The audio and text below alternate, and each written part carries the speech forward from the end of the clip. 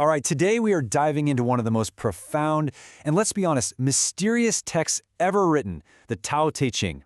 It's this ancient book of wisdom that's just full of these wild paradoxes that kind of flip everything we think we know about power, leadership, and even success completely on its head. So let's just jump right in. Right from the jump, the book tells you what the Tao isn't. It basically says, you know that path you think you can walk on? Nope, that's not the real eternal one. That name you can say out loud? Also not the real one. So right away, you're just dropped into this massive mystery. Which, naturally makes you wonder, right? If you can't name it, you can't describe it, what on earth is the Tao? Okay, so probably the easiest way to wrap your head around this is to think of it as the unknowable origin of, well, everything. Before there was existence, before anything had a name, there was just this fundamental, formless potential, the source from which the entire universe springs. And this is where it gets really cool, this dual nature it has. See, when it's nameless, that's like the pure, raw potential of the universe, the originator. But then, once it actually shows up in the world we can see and touch, it becomes the mother of all things. So it's both the void and the creation that pops out of it. Pretty wild, right? So the bottom line is, we can't just slap a definition on it. It's a mystery that existed before anything else. But, and this is the key, what we can do is start to get a feel for it by looking at the world through its really strange and powerful paradoxes. And that's our perfect segue into the first big one, the power of emptiness. This is the whole idea of finding incredible usefulness in what we would normally just call nothing. Yeah, this line from chapter 11 just nails it. I mean, we're always looking at the solid stuff, right? The things we can see, but the text is like, hey, what about the space in between? In the book gives us these amazing, super simple examples to get the point across. You look at a wheel, a pot, a room. We see the spokes, we see the clay, we see the walls. But the function, the very reason they're useful, comes from what's not there. The empty hole for the axle, the hollow space to hold things, the open area where we live. You see the pattern here? We're so focused on the thing, but the whole purpose is found in the nothing. So yeah, the huge takeaway here is a total 180 from how we usually look at things. It suggests that real potential isn't found in the thing itself, but in the no-thing, in the space, the void, the emptiness. Okay, let's build on that with our next big idea, strength and weakness.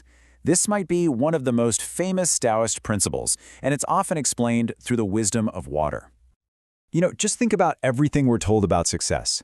Be strong, be firm, push hard, don't back down. Well, the Tao comes along and just flips that table over.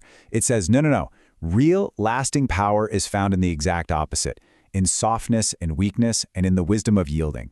And water, water's the perfect example of this. It's soft, it flows around anything in its path.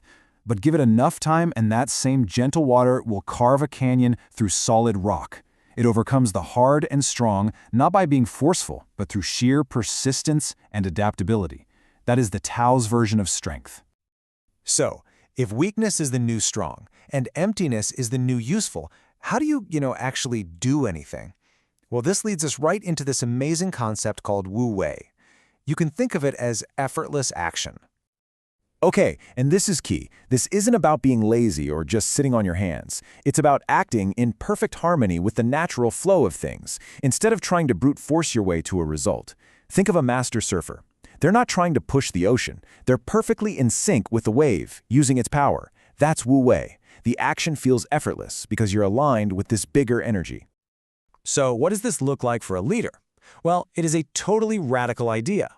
Instead of climbing to the top and putting themselves on a pedestal, the Taoist leader actually puts themselves below the people.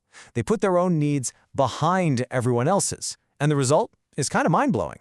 Because they aren't scrambling for power, the people naturally lift them up. They want to follow them, and it doesn't feel like a burden at all.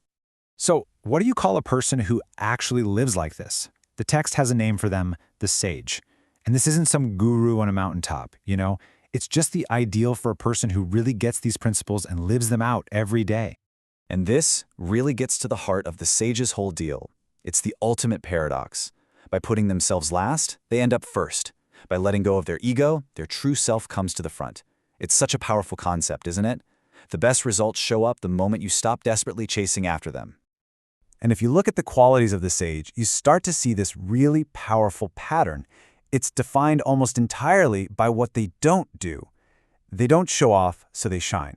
They don't boast, so they earn respect. They blunt sharp edges, they untangle knots, and that last one, does not wish to be full. I mean, wow, that just ties everything together so perfectly, right back to that incredible power of emptiness we started with. And that kind of brings us full circle. In a world that is constantly screaming at you to be full, to fill every second, every space, the Tao offers this radical, quiet invitation to do the opposite. So I guess the question I want to leave you with is this. How could you make a little room for emptiness? What could you stand to gain, not by adding one more thing, but by actually valuing what's not there?